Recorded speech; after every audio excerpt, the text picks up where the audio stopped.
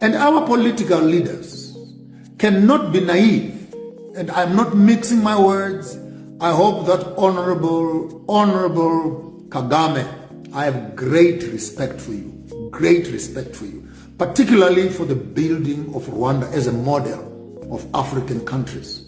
But I am fully aware in my own research and knowledge that for you to go where you are, you had to go through a rigorous process and you survived the genocide.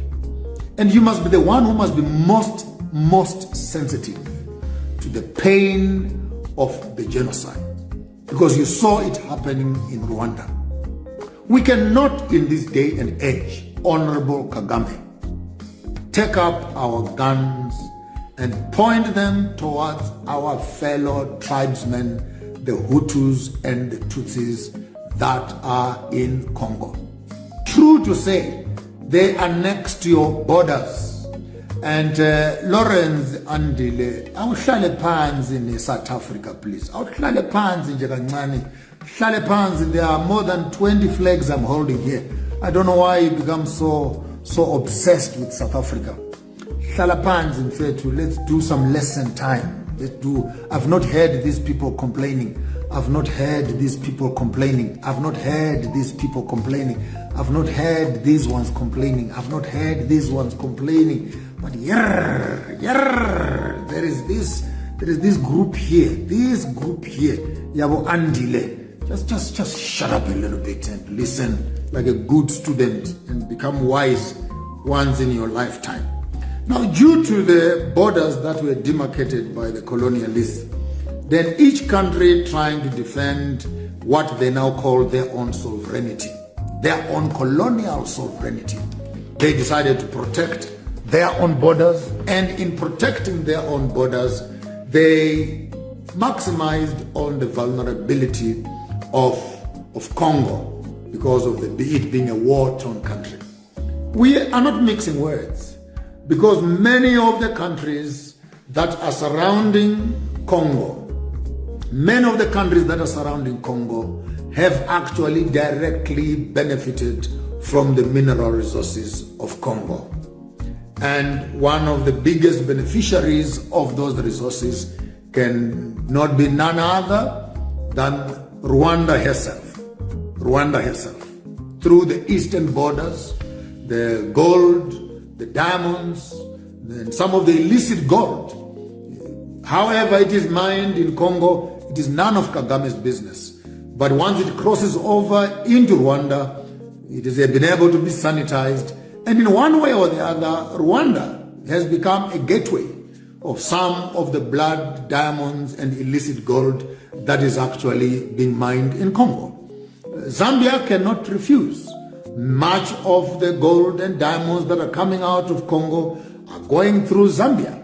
Uganda cannot be quiet, because some of the gold and diamonds that Uganda is enjoying are coming from Congo. Angola cannot be quiet, because some of the gold and diamonds that Angola is enjoying are coming from Congo. South Africa, you cannot be arrogant about a mashangani na makwerekwere. I did my research. From 1994 to date, South Africa has benefited more than 17 billion worth of trade between Congo and South Africa. And these are makwerekweres, these are mashanganis, whose resources are keeping Anglo-American, Anglo-Ashanti gold, are keeping Axaras, are keeping the Coca-Cola's headquarter offices in South Africa, are keeping the Checkers and the Pick and Pays. Some of your multinational companies, your Vodacoms and your MTNs, are making money in Congo. Big business people such as Patrice Motsepe, Kulubuse, Zuma, and Bomzi Kumalo, the list is endless, are milking money out of Congo. Now my question is, how do you send national armies to go into Congo as peacekeepers when we know they are not going there for peacekeeping? They are going there to protect the investments of fellow businessmen from your own local country. So the war of Congo is not just a war of Congo of rebels. let's put it into perspective. It is a war on resources, the resources of Congo.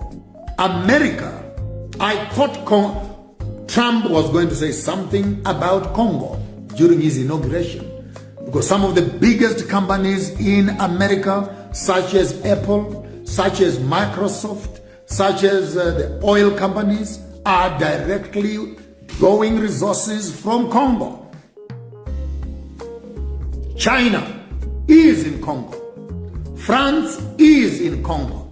Dubai and the Middle East is in Congo. Russia is in Congo. By the way, the amount of rainfall and land that is in Congo, if the whole world goes dry, there is one place that will have fountains that don't run dry, and that is Congo. And Congo has enough vegetation, enough land, and the most perfect temperature to feed the whole world over. Congo can feed the whole world over. No wonder we have never had peace in Congo, because the day Congo gets free, Africa will be free indeed. Africa will be free indeed. Some of those weird minerals you see where you touch and electricity sparks out like that, found in Congo. Gold, you pick it up on the streets in Congo and in the rivers. Diamonds and coltan for making cell phones, found in Congo. The richest country in the world, richest country in the world is Congo. Congo. Land of the hunters and the gatherers as they drifted away from Sese Islands in Nelubale, great cradle of mankind in the Nile, the navel of mankind, between the mountains of Runzuri and Mount Kenya, where civilization of humanity started. We cannot be talking about Congo as if we're talking about anyone else. We are talking about a country whose rivers, whose resources are the backbone of the entire universe of this world.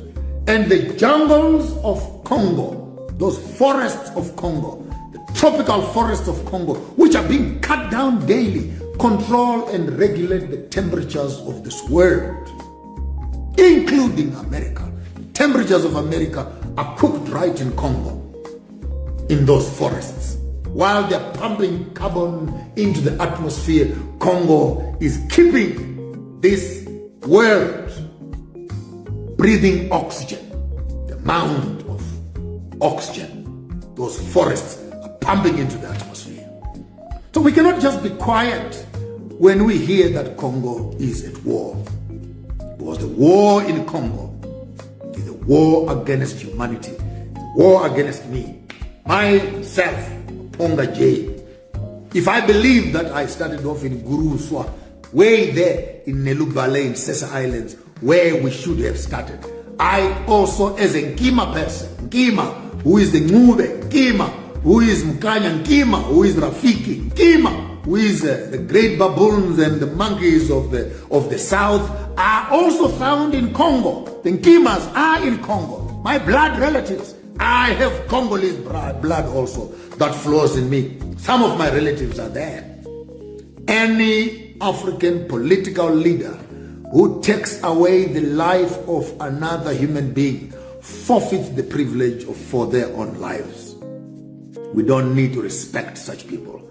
We are one people. And if we believe as Africans that we started off in one place as one nation, so maybe it is true that in the distant past, me and you, in the blood of our forefathers and our ancestors, we sat down together and we spoke. We ate together. We played together in the loins of our forefathers. I am you. You are me. I am because we are. And that is not a cliche. Every African is your brother. Every African is your sister. By legitimizing our countries, we are legitimizing the Berlin Conference. And by legitimizing the Berlin Conference, we create enemies out of each other.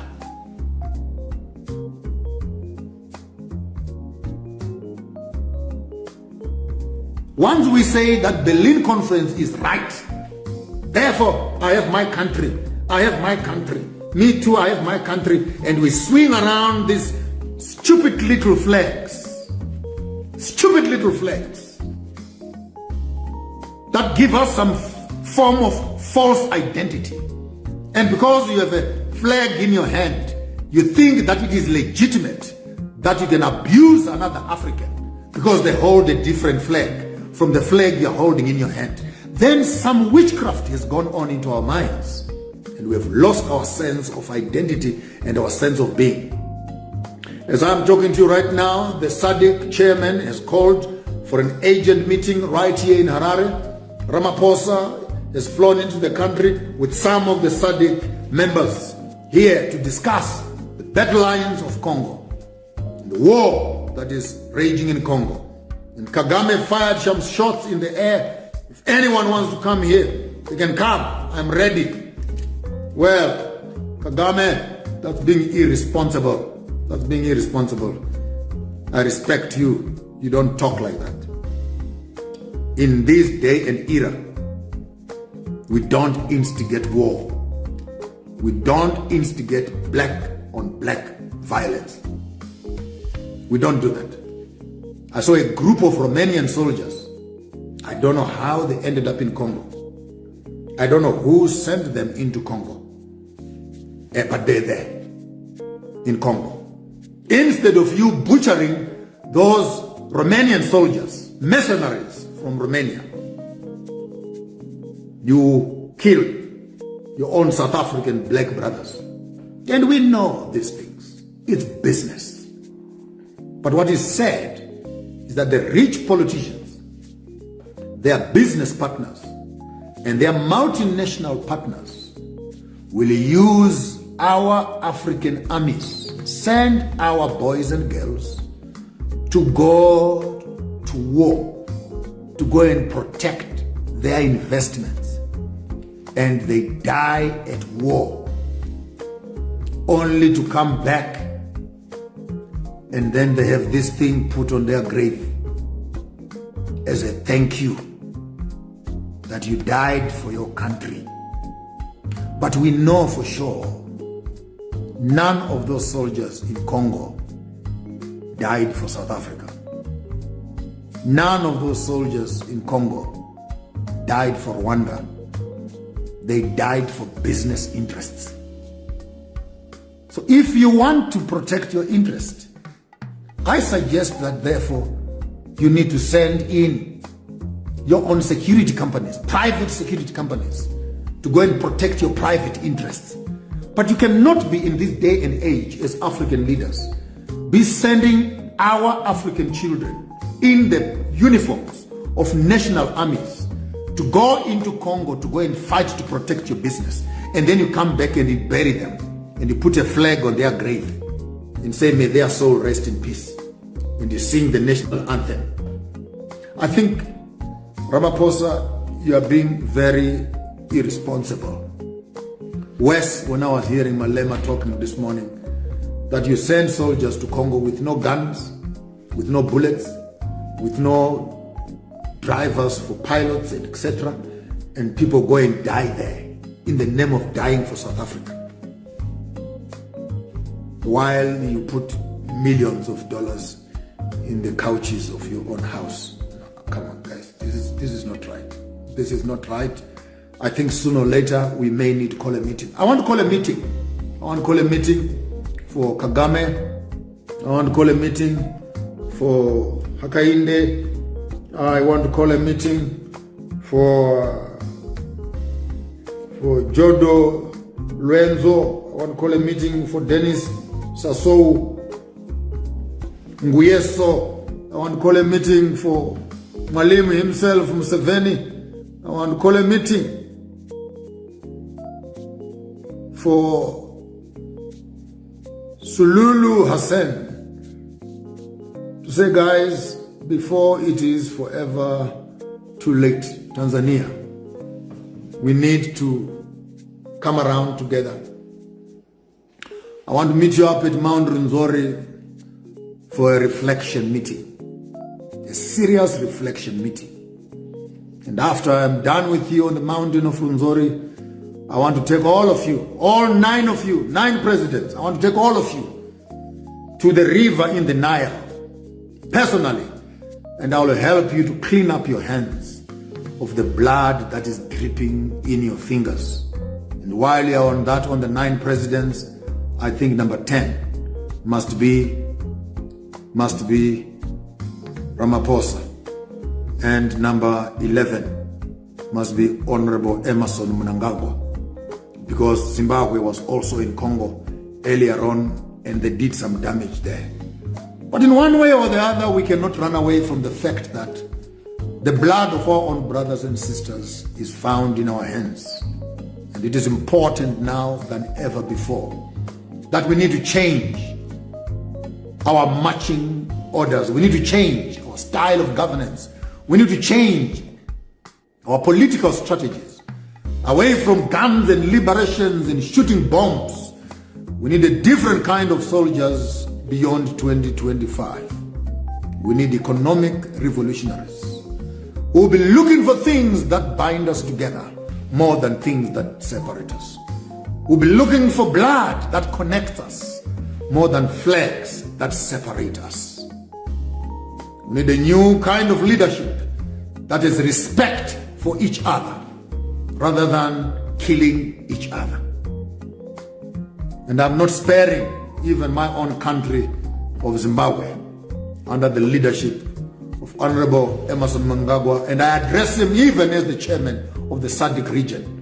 That negligence and silence while the war is happening in Congo cannot be a blessing. It's high time that we as Africans, we begin to look for our African solutions. And those solutions are found in conversations, in understanding. How did we end up with so many different flags?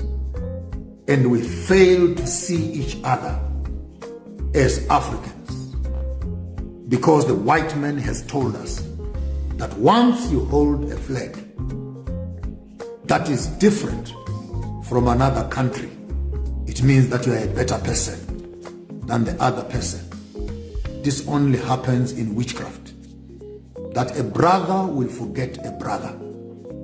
I want to call a meeting at Mount Rwenzori with the 11 presidents: Angola, Uganda, Burundi, Rwanda, Republic of Congo, Congo Brazzaville herself, Tanzania, Zambia, Zimbabwe, South Africa. We need to start having a conversation.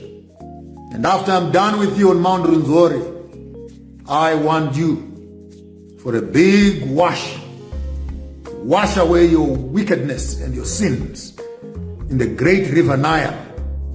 Clean up the blood that is in your hands and come up with a unified voice of where Africa must go. We lack and we miss you as leadership to begin to show us a path that will champion Africa towards the future that we need and the future that we want.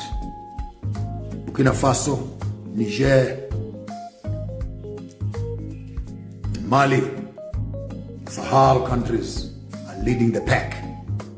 We need a new conversation in the south. Congo gives us an opportunity to start that conversation. I'm not scared of any one of you. I'm not scared of any one of you. The time for business has started, and as such, I hope when all of you, I know you will listen to this message, when all of you listen to this message, you take it seriously and we will implement it you will protect yourself and protect your children. If you continue being greedy the way you are going to leave your children in misery and die with gravel in your teeth. Take advice. Make peace when you can still make peace. Time for war is coming. But the war I will call upon is not a war with each other. It is a war with the enemy. When brothers fight to death, enemies will always eat the spoils. I think I am ready for you, my honorable Africans. I am what you are waiting for, and you are what I am waiting for. Let's stop waiting. Let's meet. Well, hello one and hello all. Welcome one more time here on your favorite channel, Farmers of Thought, where we're discussing African politics, African science, African medicine, African culture, fashion, indigenous medicines, governance, education, and everything else between. The whole idea is to get African people talking about their African problems and seeking for those critical African solutions. Hello one and hello all. My trip from Burkina Faso was concluded yesterday, and I'm back in Harare, and we had a wonderful time there, looking at what Captain Ibrahim Traore is doing. Wonderful work. The revolution on the continent is real, and those who are taking their business seriously of transforming their countries, building new narratives, are making inroads, serious inroads in terms of development itself. And quite exciting to see that the program in Burkina Faso is running with military precision. One take home that I found in Burkina Faso is success. I've always known this, but it was made more clear with my visit into Burkina Faso, that if a country wants to be successful, we should learn to reduce the distance between our planning and our doing. Things that we plan and the things that we do. So the government in Burkina Faso is running for the past 2 years and no break. They are just working like horses and done a beautiful agricultural project, sewing and making of cloth. It's on steroids. Now I have a chance of showing you some of the clothes that I picked up in Burkina Faso.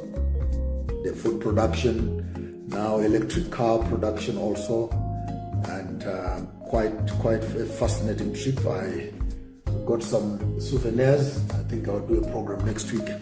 But I think I ate something on the Ethiopian Airways on my way back, and my tummy is giving me wahala. It's giving me problems. I had a chance also of passing by Ethiopia and refreshed some Amharic language. Damnashesh, Danadra, Yenekonjo, Batam Wadishalo, Amarinya Tanagiralo. Thank you very much. It was quite nice. I remember some few friends that I had at university, and it's beautiful, wonderful people like Ambe Zudalem, Skindre Behane, Perke Kidane, Ifa Wakwaya,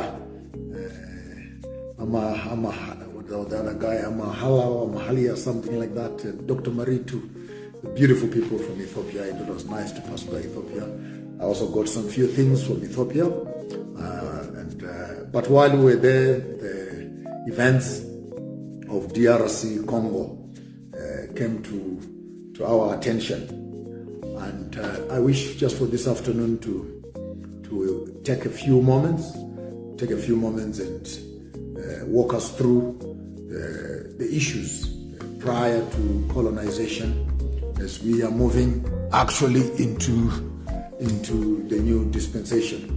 I wish I had all the flags in my hands for the countries that are directly affected by this disaster that is now happening. All this multiplicity of flags that I have in my hands, their involvement in the conflict that is taking place in Congo. Prior to colonization, we did not have these flags that you see that I'm holding in my hands here. The land of Congo has been the bone of contention. For those of you who have done history, what you now call the Berlin Conference can also be called the Congo Conference. You call it the Congo Conference for the biggest prize to be won during the Berlin Conference was Congo. And Belgium and King Leopold, they won the trophy to have Congo to themselves. And the Germans went down to Namibia, the Portuguese went to Mozambique, and the British came to Rhodesia. The Italians tried their luck in Ethiopia, and the British also made their way to Nigeria. And the French made their way to the Sahel region, into Rwanda, into Burundi, and parts of Congo also, they were there, and Niger, Burkina Faso, Mali, Cameroon, and some of the countries up in the north, Chad, to result in now what we call the Francophones and the Anglo-Saxons. The country of Congo is surrounded by 9 illegitimate countries. The country of Congo is surrounded by 9 illegitimate countries. I will explain why I call the countries illegitimate. Because there's no way in our politicking as Africans can we come around as scholars and argue that the Berlin Conference was wrong. And we condemn the Berlin Conference with the strongest terms possible for its disrespect and its vile nature of taking a pencil and drawing lines across people's homesteads, people's farms, people's tribes and nations, and demarcate those countries, provinces, lands into now what has come up to be called countries. The land of Africa is one big mass, one huge mass of land, from Cape to Cairo, from Madagascar to Senegal, from the south to the north, from the east to the west, the Indian and the Atlantic Ocean. But during the Berlin Conference, they sat down and they divided Africa into various colonies. Colonies simply meaning that the colonizers that I've mentioned above, each one of them took a bit of the land, if not all of the land, and created these colonies, which have now grown to become countries. So I call the countries of Africa illegitimate, all of them illegitimate countries, which are backed up by illegitimate governments. And I want us to have an academic conversation. So there's no need for emotions, especially from the people from this flag.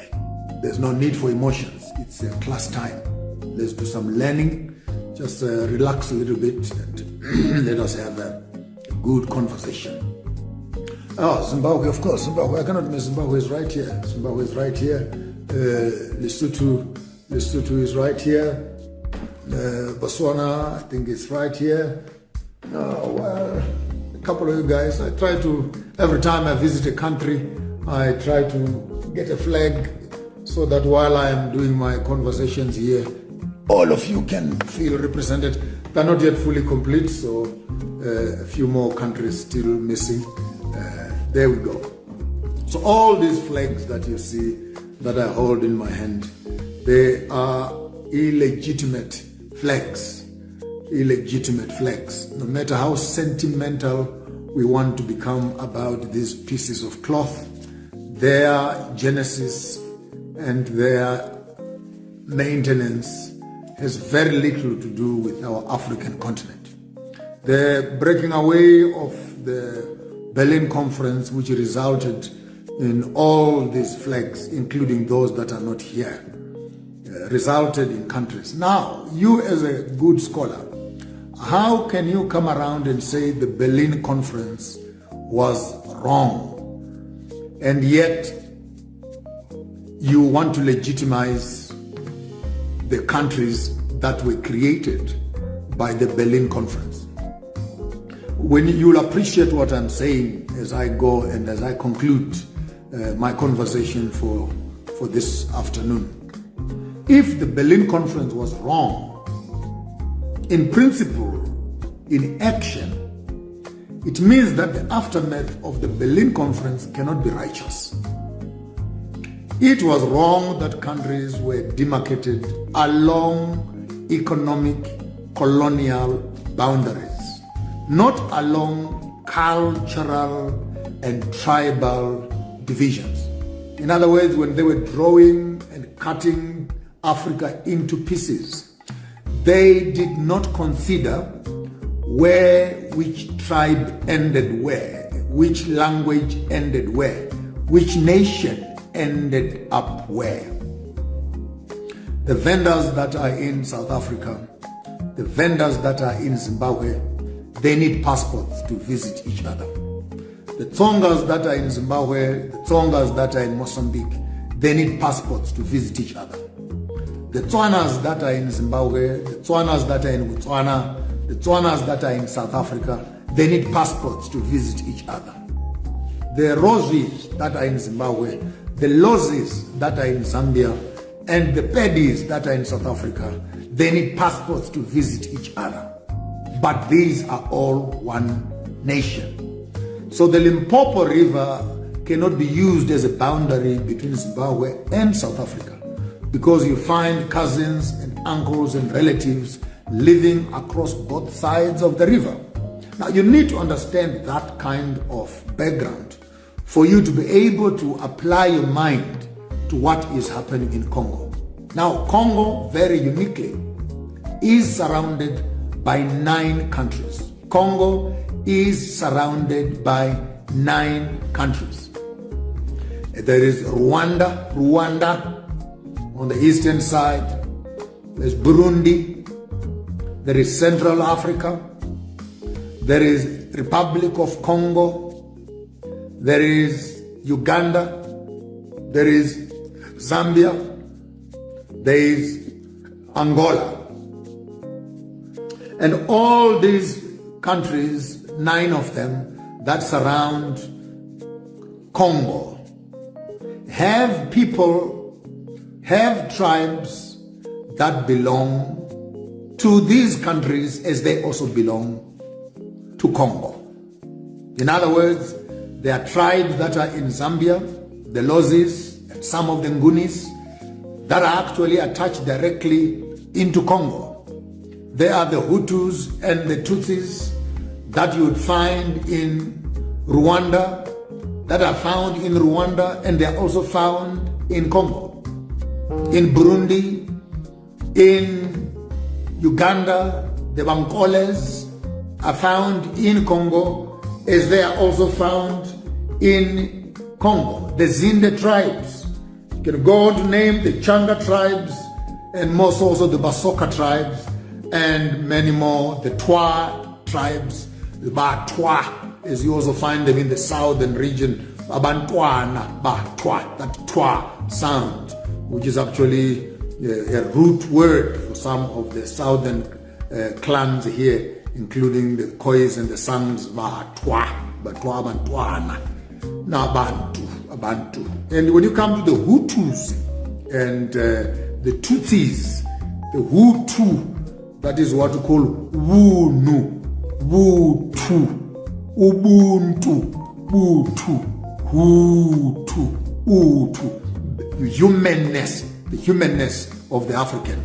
And the Tutsis could be actually, the word would find its way into the Lozis, into the Roses, the Lozis, the Tutsis, and these are all but one African nation, which was de-enfranchised and divided by the Berlin Conference. Now, having said that, so along all the borders of Congo, where all these various quote-unquote provinces, which now call themselves countries, be it the Rwandese, be it the Burundians, be it the Ugandans, be it the Angola, be it the Zambians, be it the Republic of Congo, and all these nations that surround Congo, they cannot claim that they are not related to Congo, because what is in Congo is also in their own countries. But look, due to the Berlin Conference and the division that took place during the Berlin Conference, and lines were drawn between the Hutus and the Tutsis that are in Rwanda, and the Hutu and the Tutsis that are in Congo, Zaire. The Hutu and the Tutsis that are in Burundi, and the Twa people that are found on both sides, north, east, and south of Congo. The governments of these surrounding countries, looking at the vulnerability of Congo due to war, justified they are under the colonial regimes to protect their border cities from the insurgencies and wars that were taking place in Congo. They placed their military barracks within their own borders to protect their borders from illegal immigration, number one. One wonders from who? The Hutus that are in Congo are running into the Hutus that are in Rwanda. And the Hutus that are in Rwanda would kill the Hutus that are from Congo because they have a different passports.